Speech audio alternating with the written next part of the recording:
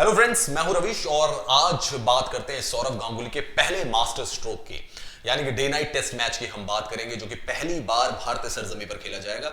India versus Bangladesh और 22 से 26 नवंबर तक ये टेस्ट मैच कोलकाता के ईडन गार्डन्स में खेला जाएगा। पहले भी ऐसे प्रयास हुए कि भारत को डे नाइट टेस्ट मैच खेलना चाहिए, बट इंडिया अगर आप देखें ओवर द ईयर्स रिलेक्टेंट रहा है किसी भी नए प्रयोग के लिए। चाहे 2007 में टी20 वर्ल्ड कप में पार्टिसिपेशन की बात हो तो भी इंडिया ने सबसे लास्ट कंट्री था जिसने उस पर साइन किया था।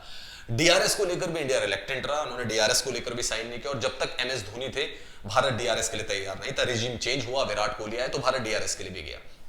यहां पर सौरव गांगुली काफी पहले से प्रयास कर रहे थे। आपको याद होगा जब न्यूजीलैंड भारत के दौरे पर आई थी तब भी ये कहा जा रहा था कि ईडन गार्डन्स में एक डे नाइट टेस्ट मैच हो सकता है। सौरव गांगुली बहुत कीन थे इस डे नाइट टेस्ट मैच को आयोजित कराने के लिए, क्योंकि उनका मानना था कि क्राउड को जो है वो स्टेडियम में लाना है, specially for the test matches. और इसलिए अगर कोई नई चीज हो रही है तो वो होनी चाहिए। अब वो बीसीसीआई के प्रेसिडेंट बने, उन्होंने विराट कोहली से बात की, विराट कोहली ने अपनी हामी भरी और फिर बांग्लादेश क्रिकेट बोर्ड से भी बात की, तो बहुत जल्दी सब कुछ हो गया। लेकिन इस डे नाइट टेस्ट मैच के चैलेंजेस क्या हैं भारत के सामने, ये जान लेना जरूरी है। देखिए, सबसे बड़ी बात तो ये कि इंडिया के अगर आप day night first class matches या 4 डे मैचेस की बात करें तो 1996 और 1997 में वो जो सीजन था उसमें रणजी ट्रॉफी का जो फाइनल था वो खेला गया था मुंबई वर्सेस दिल्ली के बीच में, और ये फाइनल मुकाबला हुआ था ग्वालियर के कैप्टन रूप सिंह स्टेडियम में। तो आप देखिए कितना टाइम चला गया है, यानी कि 22 से 23 साल पहले हमने एक day night first class match खेला था और उसके बाद तक भारत कभी भी मैच नहीं खेल पाया। 2-3 साल पहले जरूर दिलीप ट्रॉफी का जो आयोजन था वो डे नाइट मैचेस हुए थे और उसमें पिंक बॉल जो क्रिकेट थी उसका यूज किया गया था। लेकिन जब खिलाड़ियों से फीडबैक लिया, अनुराग ठाकुर प्रेसिडेंट हुआ करते थे उस समय, खिलाड़ियों से जब फीडबैक लिया गया पिंक बॉल को लेकर तो सबने कहा कि ये बॉल समझ से परे है, इसकी स्विंग समझ से परे है और कभी ये स्विंग कर जाती है, कभी स्विंग नहीं करती है। युवराज सिंह ने कहा हमारी पारी में स्विंग नहीं कर रही थी, दूसरे खेलने लगे तो वहां स्विंग करने लगे। तो फीडबैक बिल्कुल भी पॉजिटिव नहीं आया, जिसकी वजह से हम देख रहे हैं कि थोड़ा टाइम लगा इंडिया को डे नाइट टेस्ट मैचेस की तरफ जाने में। लेकिन सौरव गांगुली वो पहले से ही तैयार थे इस चीज के लिए, और जैसे बीसीसीआई प्रेसिडेंट बने उन्होंने फैसला भी ले लिया कि डे नाइट टेस्ट मैच होगा। अब डे नाइट टेस्ट मैचेस का बड़ा चैलेंज जो है वो पिंक बॉल को लेकर भी है। बहुत सारे लोग ये भी पूछ रहे थे कि पिंक बॉल ही क्यों इसमें यूज की जाती है। देखिए, जो टेस्ट क्रिकेट है बेसिकली वो खेला जाता है रेड बॉल से, और डे नाइट क्रिकेट जो है वो खेली जाती है व्हाइट बॉल से। अब इसके बीच की अगर आप कलर देखें तो वो पिंक कलर कह सकते हैं कि इसके बीच का कलर है। आप डे नाइट टेस्ट मैच खेल रहे हैं लेकिन आप उसको व्हाइट बॉल से नहीं खेल सकते, क्योंकि खिलाड़ी जो होते हैं टेस्ट मैचेस में जो उनकी जर्सी होती है उसका कलर होता है व्हाइट। सो बहुत डिफिकल्ट हो जाएगा कि आप व्हाइट बॉल से क्रिकेट खेलने लगे, और व्हाइट बॉल जो है फिर क्योंकि सफेद कपड़ों में आप क्रिकेट खेल रहे हैं, व्हाइट बॉल से फिर आप उस टेस्ट मैच को नहीं खेल सकते, क्योंकि फिर आइडेंटिफाई करना, डिस्टिंग्विश करना बहुत डिफिकल्ट हो जाएगा।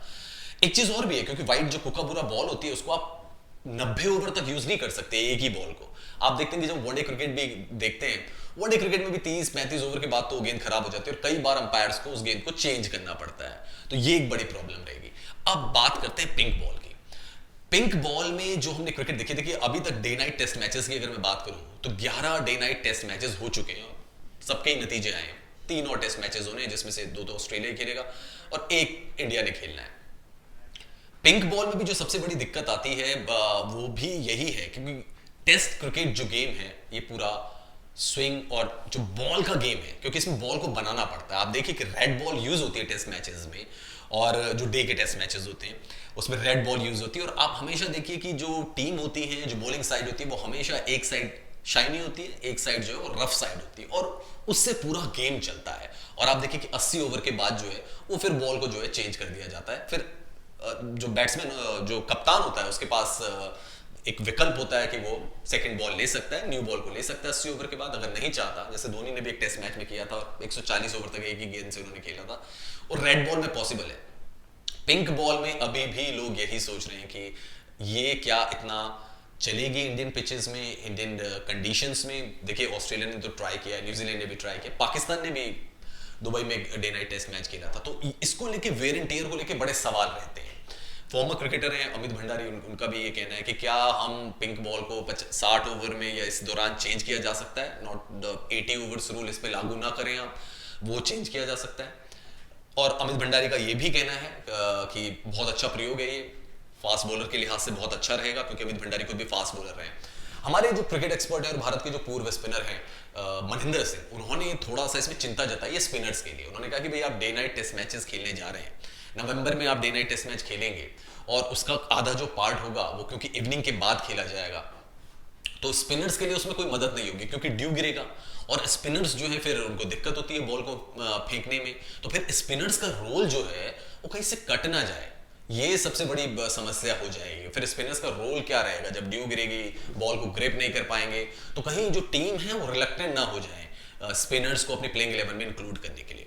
ये कुछ व्यूज हैं जो कि फॉर्मर क्रिकेटर्स ने शेयर किए हैं, जैसे कि नीलेश कुलकर्णी, उनका मैं पढ़ रहा था, उन्होंने लिखा है कि इसमें आपकी जो बॉडी क्लॉक है उसको भी आपको एडजस्ट करना पड़ेगा, because you can play one day night game, एक आप खेल सकते हो, but for continuously for 5 days it's very difficult, आपको अपनी बॉडी क्लॉक को उसके अकॉर्डिंग एडजस्ट करना पड़ेगा।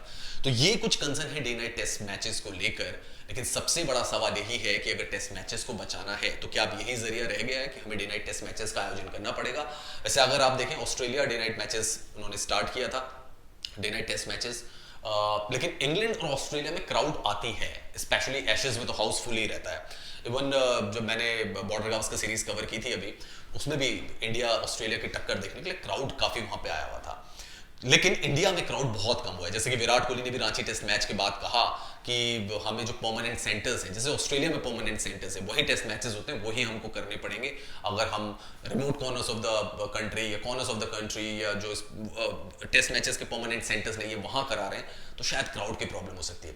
मुझे लग रहा है कि शायद जो डे नाइट टेस्ट मैच है, एक प्रयोग तो भारत को करना चाहिए, और अगर वो बांग्लादेश के खिलाफ टेस्ट सीरीज से शुरू हो रहा है तो अच्छा है, करके देखते हैं क्या भारत में ये सक्सेसफुल रहता है। वैसे कोलकाता एक ऐसा वेन्यू है जहाँ पे क्राउड आती ही आती है, वहाँ पे क्राउड की कभी कोई दिक्कत नहीं होती, बहुत ही एजुकेटेड क्राउड होती है, स्पेशली क्रिकेट के मामले में, स्पोर्ट्स लविंग वहाँ पे फैंस होते हैं बहुत ज़्यादा, वहाँ पे तो क्राउड आएगी ही आएगी।